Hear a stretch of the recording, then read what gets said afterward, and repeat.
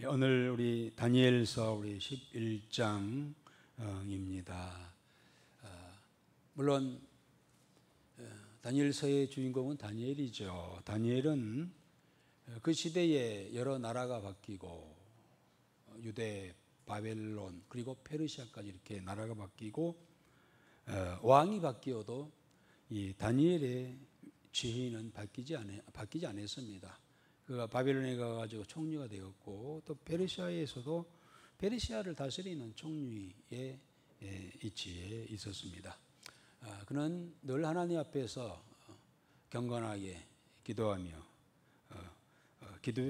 기도의 종이었고 기도를 통하여서 하나님의 계시를 늘 받아가며 그렇게 살았던 믿음의 사람이었죠. 이 다니엘서가 벌써 어느덧 11장까지 오게 됐는데요.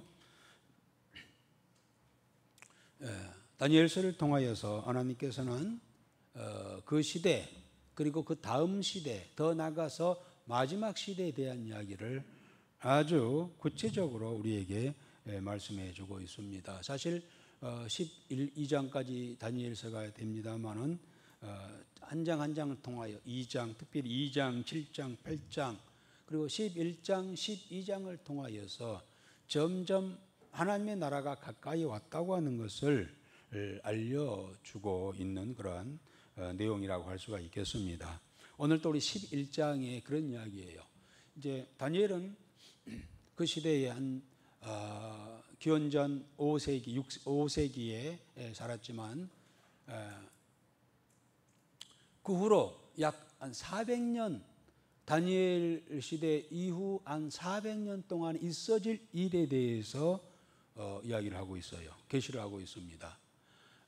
뿐만 아니라 이제 12장에 가서는 이제 마지막 날에 있어질 일들에 대한 계시를 받고 기록을 했죠. 물론 이미 요한계시록을 통하여서 하나님께서는 이 요한을 통하여서 마지막 시대에 있어질 일들에 대해서 구체적으로 잘 기록해낸 책이 바로 계시록이죠. 물론 지난주에도 얘기했습니다만 계시록은 다니엘이 70일에 대한 계시를 받은 중에 69일에 대한 이야기는 뭡니까? 다니엘 시대와 보로 시대죠. 보로 시대와 그 다음에 예수님께서 오신 시대까지를 이야기했고 62일이었죠. 69일이었죠. 그리고 중간 시대가 있고 그 중간 시대라고 하는 것은 예수님께서 초림하신 후부터 다시 오실 재림의 때까지를 우리는 중간 시대라고 그렇게 이야기를 하고 또는 교회 시대 또는 성령 시대 이렇게 이야기를 합니다만은 그 나머지 한 일회를 아주 구체적으로 기록한 책이 바로 요한계시록이죠. 요한계시록은 다니엘이 계시받은 70일 중에 마지막 한 일에 대한 이야기가 바로 요한계시록에 기록이 되어 있습니다. 그런데 12장에서 오늘 11장에서는 다니엘 말씀드린 것처럼 다니엘이 있을 그때부터 예수님께서 오시는 그 시간까지의 그때까지의 이 세계사를 이야기하고 있어요. 세계 그 후로는 세계는 어떻게 될 것인가에 대한 이야기가 기록되어 있어요. 이것을 또 우리는 중간 시대라고 또 이야기합니다. 중간 시대라고 하는데요. 또는 영적 암흑 시대라고 또 하지요.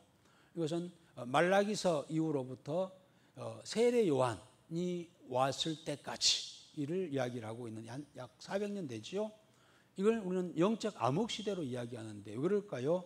하나님 말씀이 있지 않아요. 그리고 세례 요한이 나와서 회개하라 천국이 가까웠느니라 라고 하면서 이제 선포 하나님 말씀 또 천국에 대한 선포를 하면서 이제 시작이 되었습니다만은 그때까지의 그 기간을 우리는 영적 암흑 시대라고 하는데 과연 이때는 어떤 일이 있었을까? 성경 역사는 말라기서로 끝나잖아요. 그런데 그 후로 예수님 오실 때까지 이제 성경은 세례 요한이 올 것에 대한 예언하고 그 6개월 후에 예수님께서 탄생하실 것에 대한 이야기로부터 신약이 시작되잖아요. 그런데 그 사이에 말라기서부터 세례 요한까지의 이 400년은 어떻게 됐을까라는 이야기예요. 그 이야기가 그런데 성경에 기록되지 않았어요.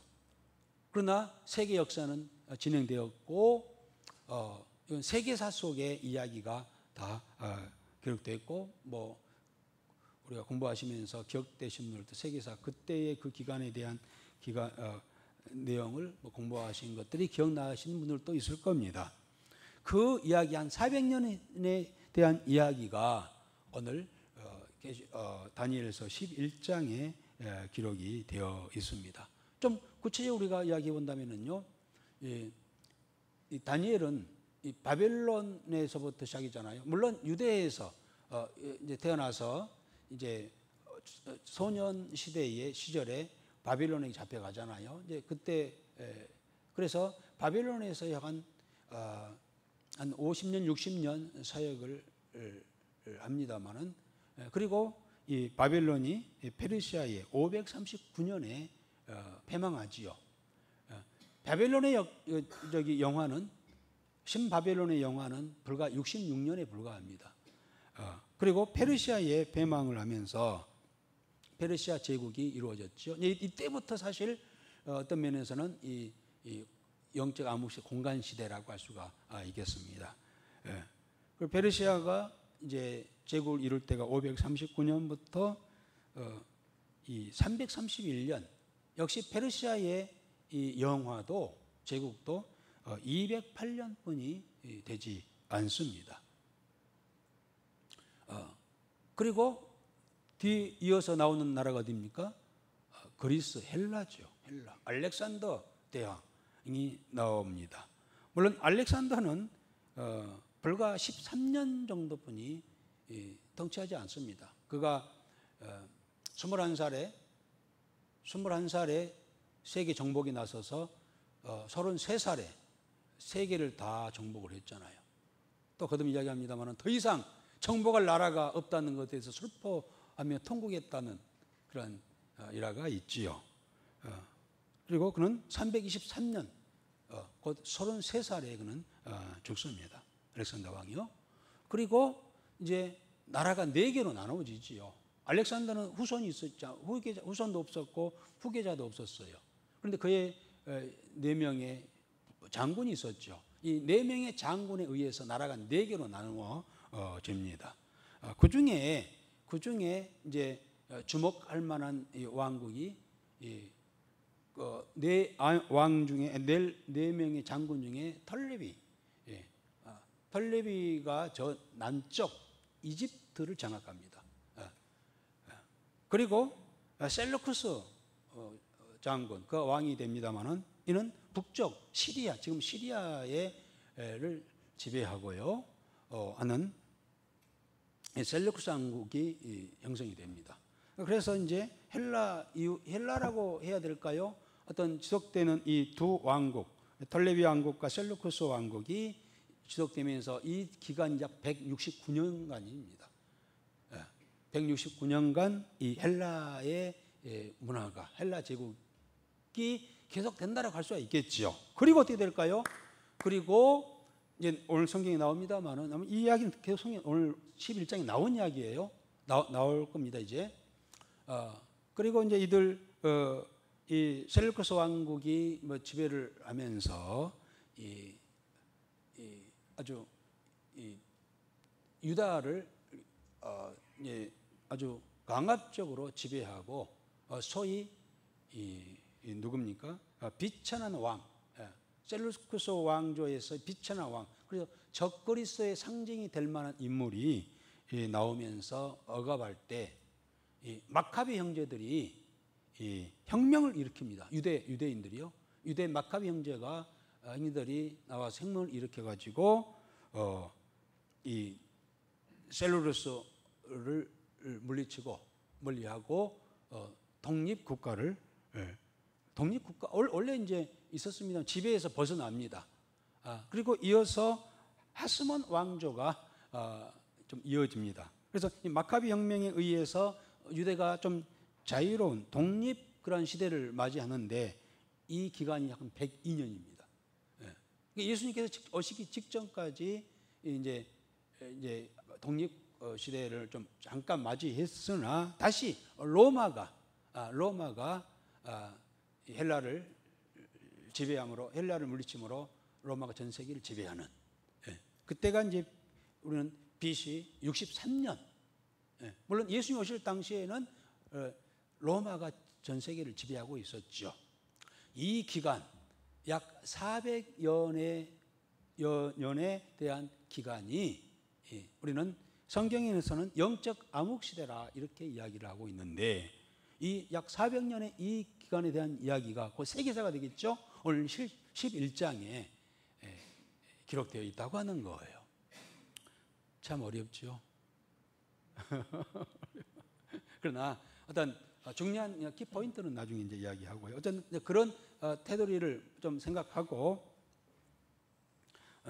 오늘 말씀을 읽어 나간다면 대충 무슨 말씀인지 아시리라 생각이 됩니다.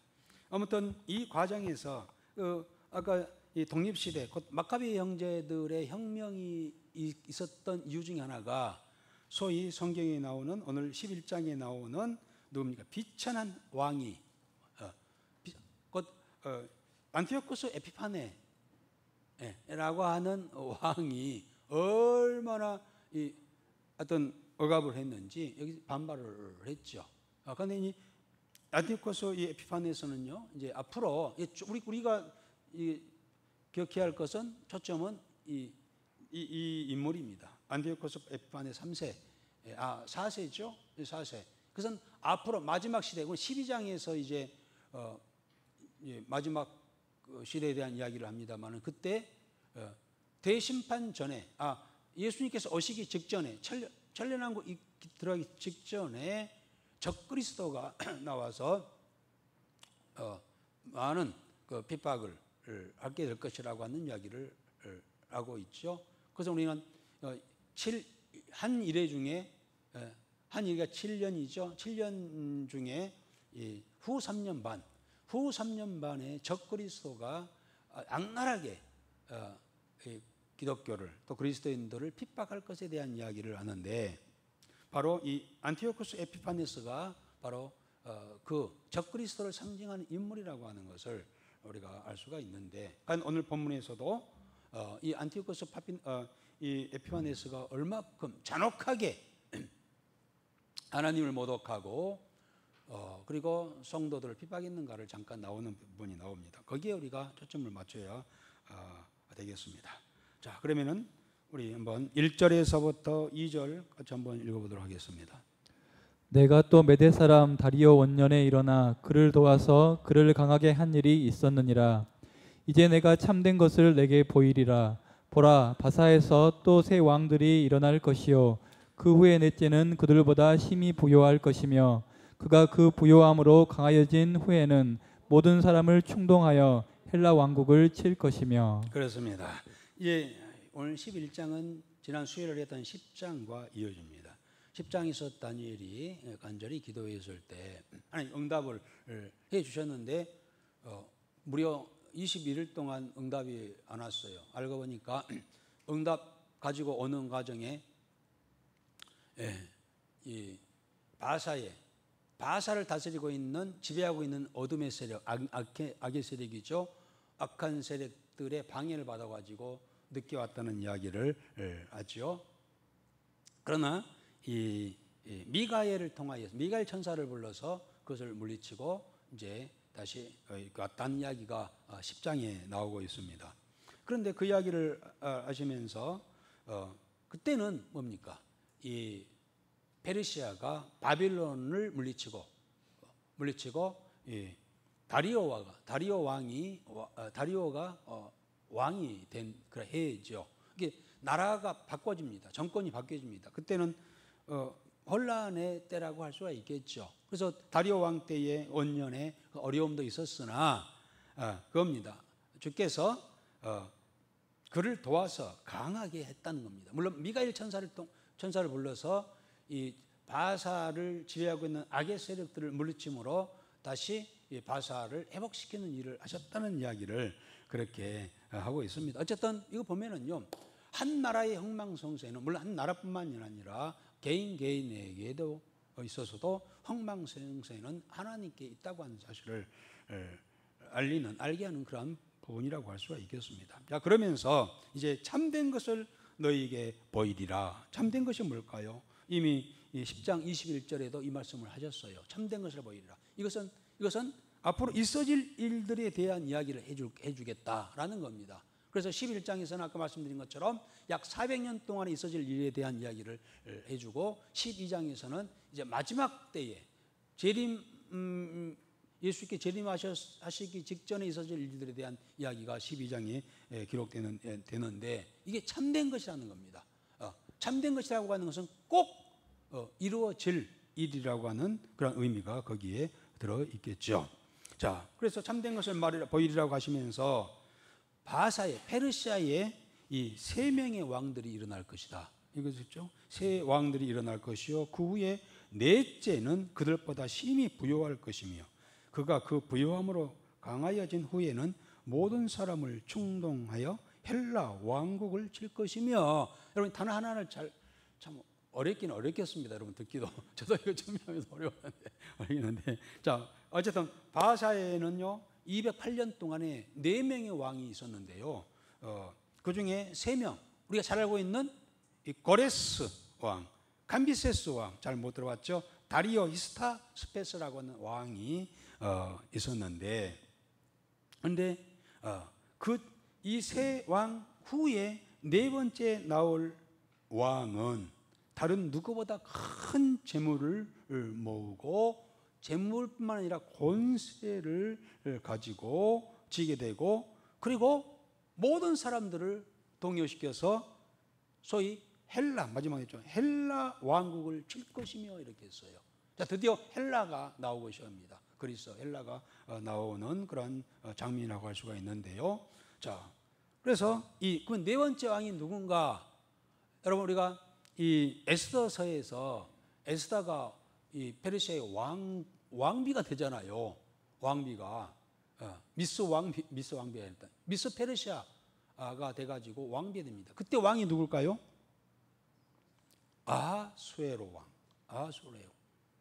아수에로 왕이 때. 그래서 이 4번째 왕이 여기 성경은 세계 역사에서는 크세스라고 하는 왕인데, 성경에 이 아수에로 왕이죠. 이거 4번째 왕입니다. 이 아수에로 왕이 정말 정치를 잘했어요. 그래서 나라를 크게 부강시켰습니다. 경제 대국을 만들었습니다. 그로 인해서 큰 군사를 일으켰습니다. 그리고 그 군사력을 가지고 헬라를 칩니다. 이 전투도 소위 살라미스 전투입니다. 살라미스 전투하면 뭐가 기억나죠? 과거에 바빌론과 그리고 남쪽 애국과 북쪽 아수라와 유대까지 동맹을 해가지고 바빌론과 싸우잖아요. 그때 신흥국가인 바빌론이 그 강대국 아수르와 애국과 유대를 쳐버립니다. 그래가지고 이제 바빌론이 신흥 대강국 대제국을 이룹니다. 그 전쟁터가 바로 살라미스 전쟁터였는데, 이 아수르 왕도 큰 군대를 가지고 이 헬라를 전쟁을 합니다. 그 장소가 바로 살라미스 전투인데, 여기서 이겼을까요? 졌을까요? 승리했습니다. 그런데 크게 승리를 했지만, 여러분, 전쟁을 하면은요, 승리했다 할지라도 성전국도 큰 타격을 입게 되지요. 그래서 이 페르시아가 승리를 하긴 했지만은 이 엄청난 국고를 많이 사용, 경제적으로 어려움을 쓰게 됨으로써 이 국력이 쇠퇴하고 그리고 망하게 되는 그러한 계기가 되었습니다. 그래서 이제 헬라를 치기는 쳤으나 헬라는 그대로 있겠어요? 틈만 있으면 이 페르시아를 다시 재탈환하려고 뺏긴 그런 이 땅을 차지하려고 얼마나 했겠습니까? 그때 나타난 왕이 바로 알렉산더 왕입니다. 이야기가 3절, 4절에 기록되어 있습니다. 읽어보겠습니다. 장차 한 능력 있는 왕이 일어나서 큰 권세로 다스리며 자기 마음대로 행하리라. 그러나 그가 강성할 때에 그의 나라가 갈라져 천하 사방에 나누일 것이나 그의 자손에게로 돌아가지도 아니할 것이요 또 자기가 주장하던 권세대로도 되지 아니하리니 이는 그 나라가 뽑혀서 그 외에 다른 사람들에게로 돌아갈 것입니다. 그렇습니다. 이제 헬라의 등장에 대한 이야기를 하고 있습니다. 큰 능력 있는 왕이, 영감한 왕이 일어나가지고 큰 권력을 쥐고 다스리며 자기 마음대로 할 거라고 하는 겁니다. 그 왕이 바로 헬라의 알렉산더 대왕입니다. 이 알렉산더가 과거에 살라미 전투에서 크게 패한 것을 원수를 갚은 거죠. 바사 제국을 위시하여 세계를 정복하고 큰 권세로 다스리는 그러한 일을 했습니다. 그게 이제 알렉산더가 356년 연대 이야기하면 뭐 복잡할까요? 아무튼 그가 어떤 애가 바로 BC 356년이었습니다. 그러나 323년에 그가 죽고 33살에 죽고 말았습니다만 오늘 본문에서도 마음대로 행하겠지만 4절에 그러나 그가 강성할 때 그의 나라가 갈라져 천하 사방에 나누일 것이다 라고 했습니다. 이제 세계사의 4개로 나라로 나눠지는데 그런 나라는 이제 그의 자손에게 돌아가지 자손이 없었어요. 그리고 후계자도 없었습니다. 돌아가지 아니할 것이고 자기 주장대로 권세대로 되지 아니하고 그 나라가 법에서 그 외에 다른 사람들에게 돌아갑니다 했습니다. 그래서 이 얘기는 아까 말씀드린 것처럼 4명의 장수가 있었는데 그 장수가 톨레미 장군, 셀루코스, 카산드로스, 리시마코스라고 하는 4명인데 이들이 각각 나라를 톨레미는 남쪽 애국 큰 나라를 애국과 함께 유럽 유대까지 지배하게 됐고요. 그다음에 셀루코스는 북쪽 시리아, 지금은 시리아입니다. 북쪽을 장악했습니다. 또 이 아시아와 헬라를 다스리면서 왕들이 나라가 다 쪼개지는 그러한 시대를 맞게 될 거라고 하는 겁니다. 자, 그래서 이제 5절에서부터는 20절까지 쭉 읽겠습니다만은 그때 그 쪼개지는 과정 속에서 어떤 일이 있었는가에 대한 이야기입니다. 특별히 이 4명의 장군 중에 톨레미 장군과 이 셀루코스가 큰 양대, 북쪽은 셀루코스, 남쪽은 이 톨레미, 애굽과 시리아로 이렇게 이제 대치를 하게 됐다는 이야기가 5절부터 20절까지입니다. 한번 알거나 모르거나 한번 쭉 읽고 넘어가도록 하겠습니다. 읽겠습니다. 남방의 왕은 강할 것이나 잠깐요. 여기서 남방은 누구라고요? 톨레미, 애굽을 말합니다. 애굽을 장악했던 톨레미. 북방은 그렇습니다. 시리아 북쪽을 장악하는 셀루코스를 말하고 있습니다. 이 두 세력을 이야기하고 있습니다. 자, 계속 읽어보겠습니다. 남방의 왕은 강할 것이나 그 군주들 중 하나는 그보다 강하여 권세를 떨치리니 그의 권세가 심히 클 것이요 몇 해 후에 그들이 서로 단합하리니 곧 남방왕의 딸이 북방왕에게 가서 화친하리라. 그러나 그 공주의 힘이 쇠하고 그 왕은 서지도 못하며 권세가 없어질 뿐 아니라 그 공주와 그를 데리고 온 자와 그를 낳은 자와 그때에 도와주던 자가 다 버림을 당하리라. 그러나 그 공주의 본 족속에게서 난 자 중에 한 사람이 왕위를 이어 권세를 받아 북방왕의 군대를 치러 와서 그의 성에 들어가서 그들을 쳐서 이기고 그 신들과 부어 만든 우상들과 은과 금의 아름다운 그릇들은 다 노략하여 애굽으로 가져갈 것이요 몇 해 동안은 그가 북방왕을 치지 아니하리라. 북방왕이 남방왕의 왕국으로 쳐들어갈 것이나 자기 본국으로 물러가리라. 그러나 그의 아들들이 전쟁을 준비하고 힘이 많은 군대를 모아서 물이 넘친같이 나올 것이며 그가 또 와서 남방왕의 견고한 성까지 칠 것이요 남방왕은 크게 노하여 나와서 북방 왕과 싸울 것이라. 북방 왕이 큰 무리를 일으킬 것이나 그 무리는 그의 손에 넘겨준 바 되리라.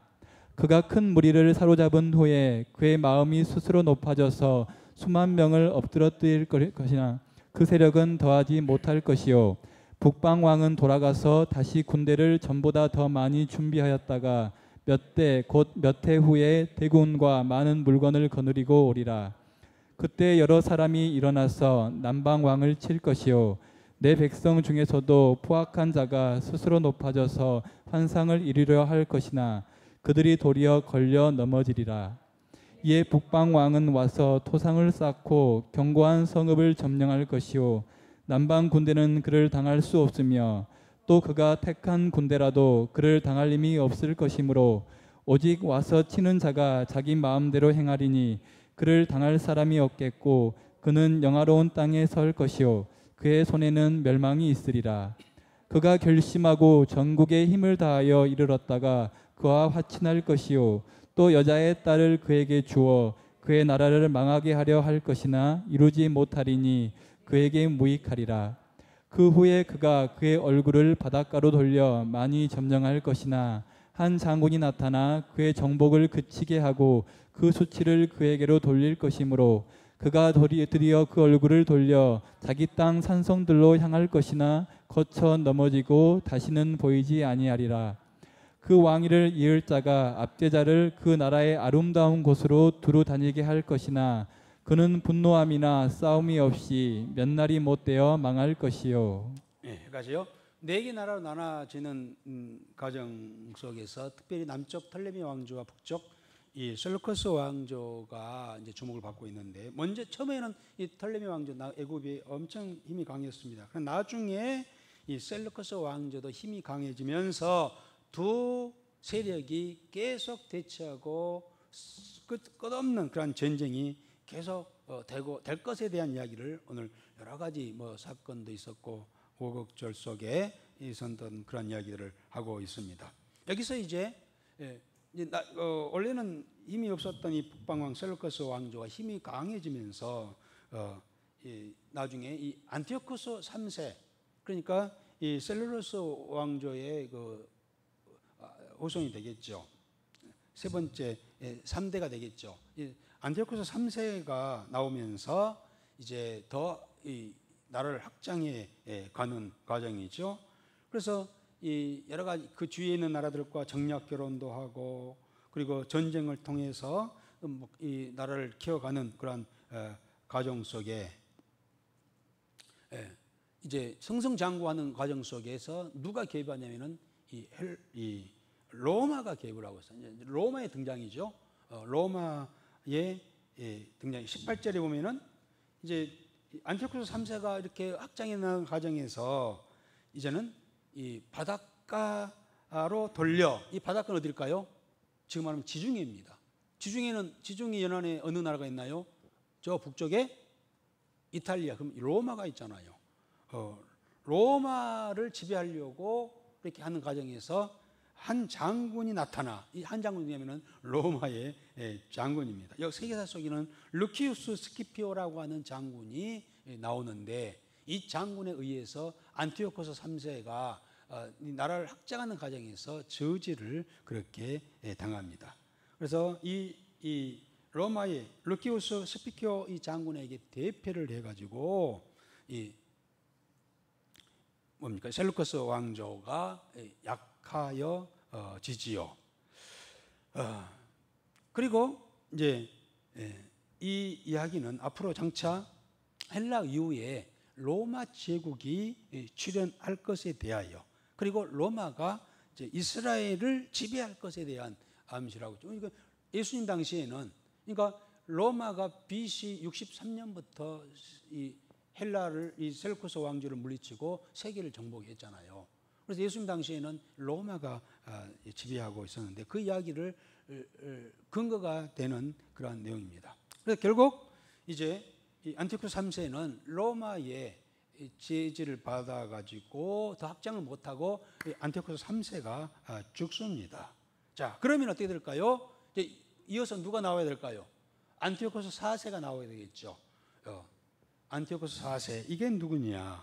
안티오코스 에피파네스 4세가 나오는데 이제 그 이야기가 오늘 21절부터 나오고 있는데요. 21절 또 그의 왕위를 이을 자는 한 비천한 사람이라.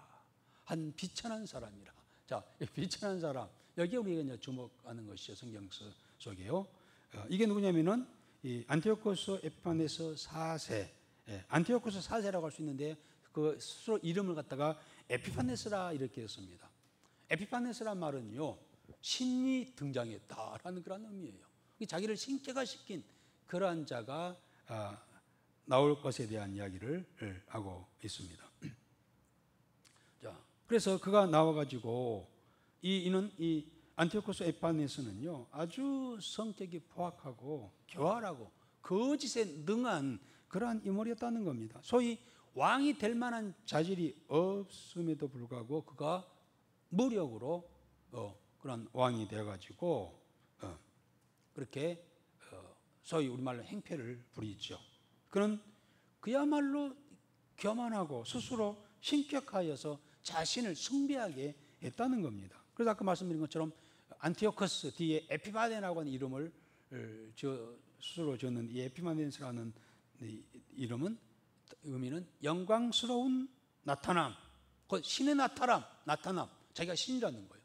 신격화시켜서 지배하는 그러한 인물이 되었습니다. 물론 유대인들은 이 안티오코스 에피파네스를 신이라 생각했을까요? 이름을 바꿨습니다. 에피마네스라고 유대인들은 바꿨다는 거예요. 불렀다는 겁니다. 에피마네스란 말은 미친 자라는 뜻이래요. 와, 한 끗 차이로 신이 되었다가 미친 자가 돼요.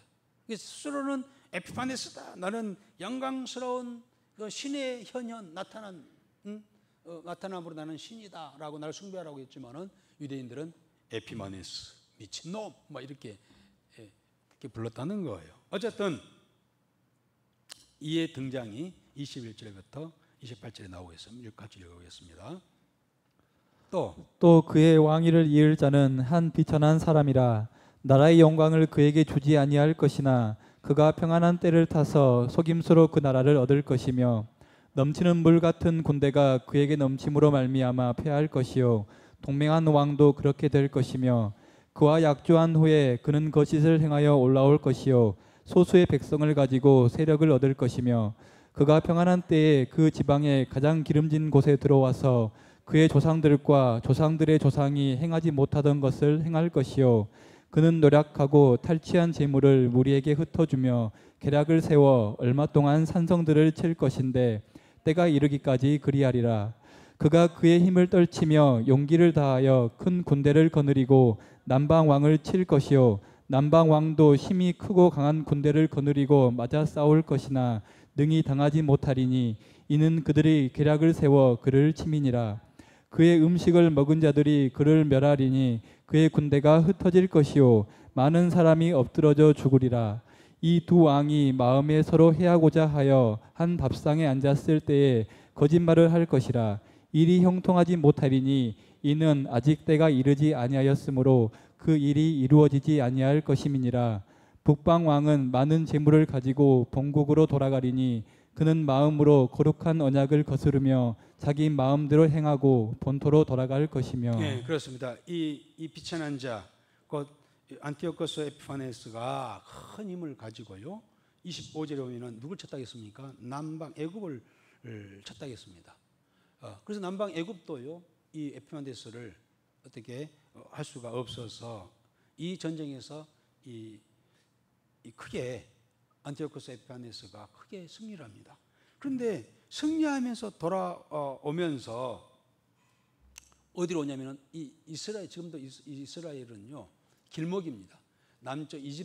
남쪽 아프리카로 북쪽에서 남쪽으로 갈 때에 이 이스라엘 땅을 지나는 것이 길목이에요. 또 남쪽에서 위로 올라갈 때도 이거 올라가는 길목인데, 그래서 전쟁이 참 많죠. 이스라엘은요. 이 에피파네스가 애굽을 주로 가가지고 크게 치고 어떤 약탈에 오면서 어디를 들리냐면은 이 예루살렘을 들려가지고 성전을 더럽히고 기물을 빼앗고 하는 그런 일이 일차적으로 있었다는 겁니다. 그리고 계속해서 29절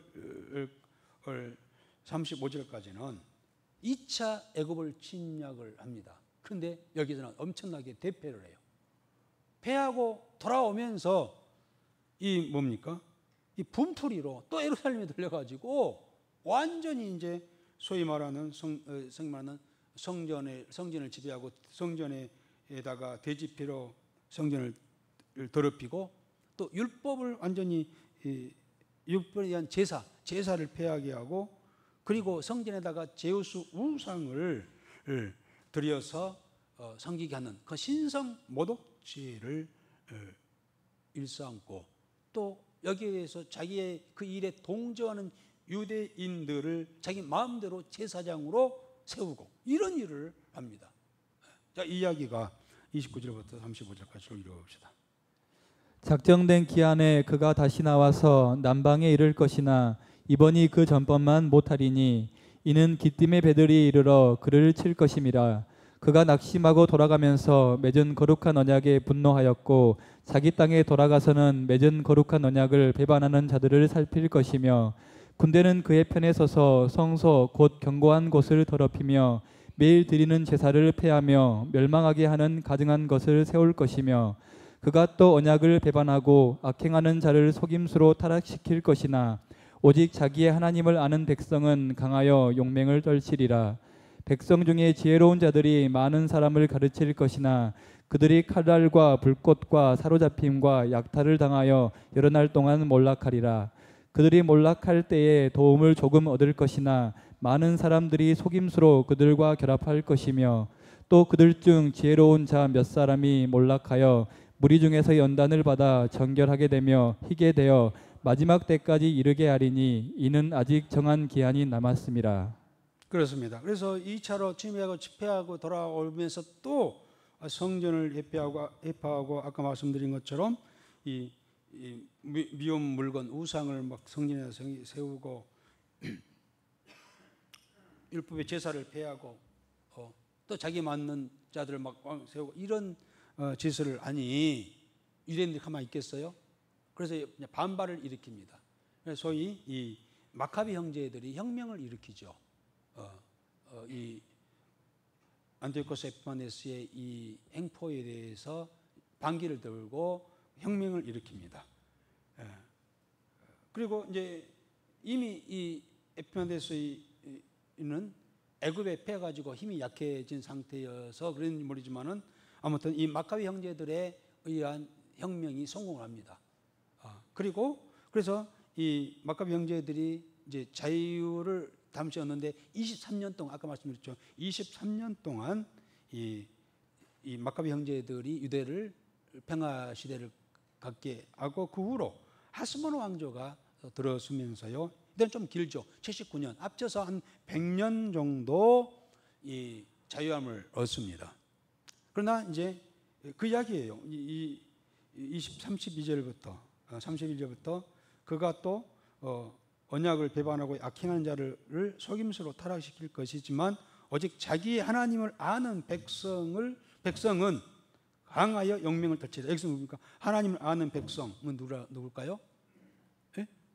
아까 마카비 형제들 혁명을 일으킨. 그래서 이 안티오코스 에피파네스의 그 행포를 저지시킨 하나님의 백성들이 있었다는 겁니다. 강하게 용맹을 떨치리라. 그리고 그들이 백성 중에 지혜로운 자들이 많은 사람을 가르칠 것이나. 그러니까 이 에피파네스가 뭐라 했습니까? 성전에 제사를 폐하고 성전에 돼지피로 막 더럽히고 또한 이 성전 안에 이 우상을 섬기고 하는 것이 잘못됐다고 하는 것을 가르치는 자들이 있었다는 겁니다. 그러나 이 그들의 이 저기가 오래 가지는 아니하고 34절에 그들이 몰락할 때 도움을 조금 얻을 것이나 그랬죠. 조금 도움은 됐으나 많은 사람들이 속임수로 그들과 결합할 것이며 또 그들 중 지혜로운 자 몇 사람이 몰락하여 무리 중에 연단을 받아 정결하게 되며 희게 되어 마지막 때까지 이르게 하리니. 자, 우리가 예수님 오시기 전까지 물론 로마가 지배를 하고 있었는데 그 전에 어떤 일이 있었는가 우리 잘 모르잖아요. 성경이 없으니까. 그런데 이 세계사 속에 이런 마카비 형제들 우리 혁명과 또 그로 인해서 아스몬 왕조가 세워지면서 잠시 유대에 그러한 평화의 시대가 있었다고 하는 것을 우리가 알 수가 있는데 이들은 그렇게 많은 영향을 주지 못했다는 겁니다. 그러나 이로 인하여서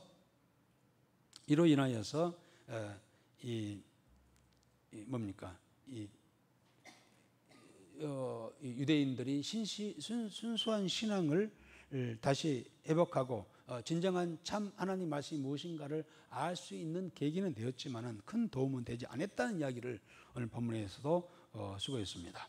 자, 그래서 이제 그렇게 됐고요. 계속 36절부터 39절까지는 계속해서 그 에피파네스가 어떻게 하나님을 모독하는 신성 모독하는 범죄를 저질렀는가에 대한 더 자세한 기록이 36절부터 39절까지 기록이 되었습니다. 읽고 넘어가도록 하겠습니다. 그 왕은 자기 마음대로 행하며 스스로 높여 모든 신보다 크다 하며 비상한 말로 신들의 신을 대적하며 형통하기를 분노하심이 그칠 때까지 하리니 이는 그 작정된 일을 반드시 이루실 것임이라. 그가 모든 것보다 스스로 크다 하고 그의 조상들의 신들과 여자들이 흠모하는 것을 돌아보지 아니하며 어떤 신도 돌아보지 아니하고 그 대신에 강한 신을 공경할 것이요 또 그의 조상들이 알지 못하던 신에게 금은 보석과 보물을 들여 공경할 것이며 그는 이방 신을 힘입어 크게 견고한 산성들을 점령할 것이요 무릇 그를 안다 하는 자에게는 영광을 더하여 여러 백성을 다스리게도 하며 그에게서 뇌물을 받고 땅을 나눠주기도 하리라. 계속해서 그의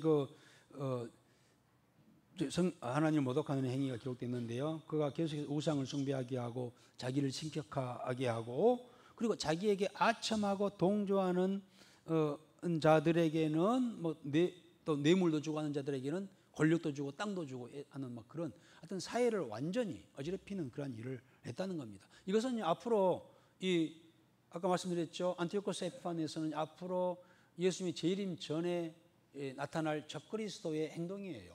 이렇게 할 거라고 하는 것을 물론 이제 12장에 가서 다시 자세한 이야기를 합니다만은 이 적그리스도의 상징이라고 하는 사실을 우리가 알 때에 그가 어떤 행동을 하고 있는가를 봐야 됩니다. 그럼 우리는 거기에 대해서 우리는 어떤 자세로 우리의 신앙을 지킬 것인가 또 생각해 볼 그런 부분이라고 할 수 있겠습니다.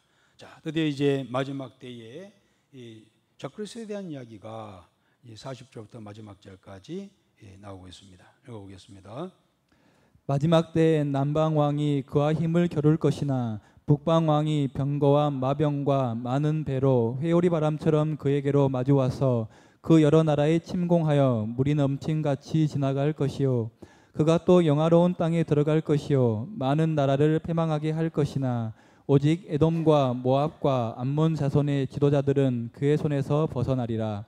그가 여러 나라들에 그의 손을 펼치리니 애굽 땅도 면하지 못할 것이니 그가 권세로 애굽의 금 은과 모든 보물을 차지할 것이요 리비아 사람과 구스 사람이 그의 시종이 되리라. 그러나 동북에서부터 소문이 이르러 그를 번민하게 하므로 그가 분노하여 나가서 많은 무리를 다 죽이며 멸망시키고자 할 것이요 그가 장막 궁전을 바다와 영화롭고 거룩한 산 사이에 세울 것이나 그의 종말이 이르리니 도와줄 자가 없으리라. 그렇습니다. 그가 2차 애굽을 침입하면서 세력이 약해졌지만 다시 일어설 거라고 하는 겁니다.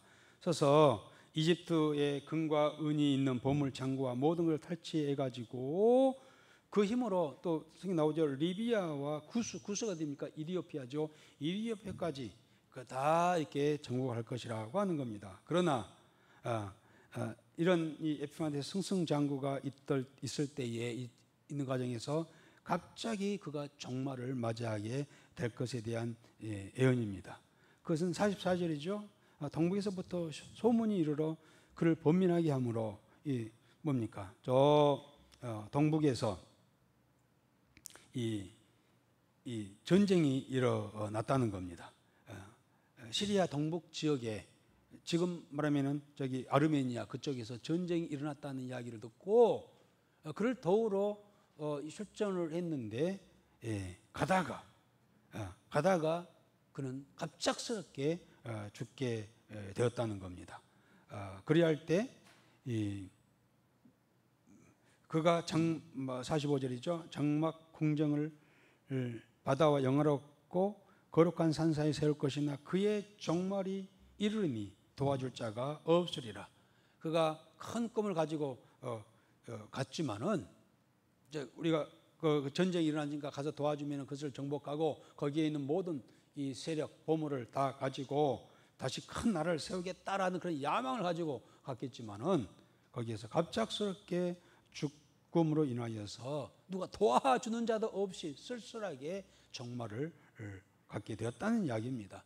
이것은 이제 뭡니까? 이것은 에피파네스의 이 갑작스러운 중업은 앞으로 장차 나타날 적그리스도가 엄청난 세력을 가지고 이 세계를 지배할 겁니다. 나라를 지배하고 권세를 가지고 이렇게 이돌이고 특별히 그리스도인들을 기독교를 말할 수 없이 핍박을 할 겁니다. 그러나 결국 절지에 하나님의 심판을 받아서 멸망당할 것을 그대로 보여주고 있는 그러한 장면이라고 할 수가 있겠습니다. 여러분 이제 이 11장 이 이야기는요 세계사 중간 시대에 있었던 그러한 이야기 근데 이대로 여러분 좀 이 다니엘이 하나님께로부터 그 계시를 받잖아요. 그런데 마치 좀 아직 이루어지지 않았어요. 그런데 이루어진 것처럼 그대로 쓰고 있어요. 그런데 실질적으로 이 이야기대로 세계사는 그대로 이루어졌다고 하는 사실이에요.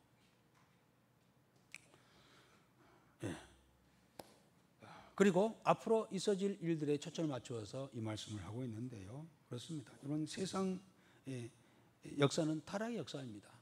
그렇지만은 하나님께서 지배하고 있다고 하는 사실 우리가 알아야 할 것이고요. 세상 역사는 엄청난 세를 가지고 그들이 다인 것처럼 하지만 전국에는 마지막에는 예수님의 재림으로 인하여서 영원히 멸망하고 하나님 나라가 올 것에 대한 이야기를 하고 있습니다. 물론 이미 예수님께서 초림하실 때부터 하나님의 나라는 이루어져 가고 있습니다. 교회는 하나님의 나라를 이루는 것인 줄 믿습니다.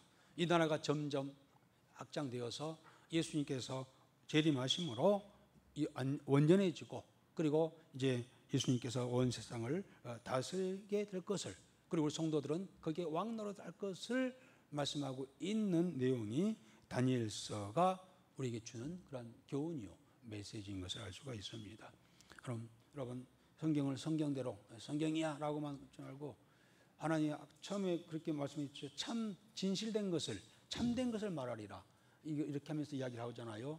반드시 이루어질 것에 대한 이야기를 하고 있다고 하시면서 말씀해 주고 있습니다. 이미 이루어졌고 이루어져가고 있고 앞으로 이루어질 것을 믿고 그 믿음으로 살아가는 우리 모두가 되어지기를 주의 이름으로 기원합니다.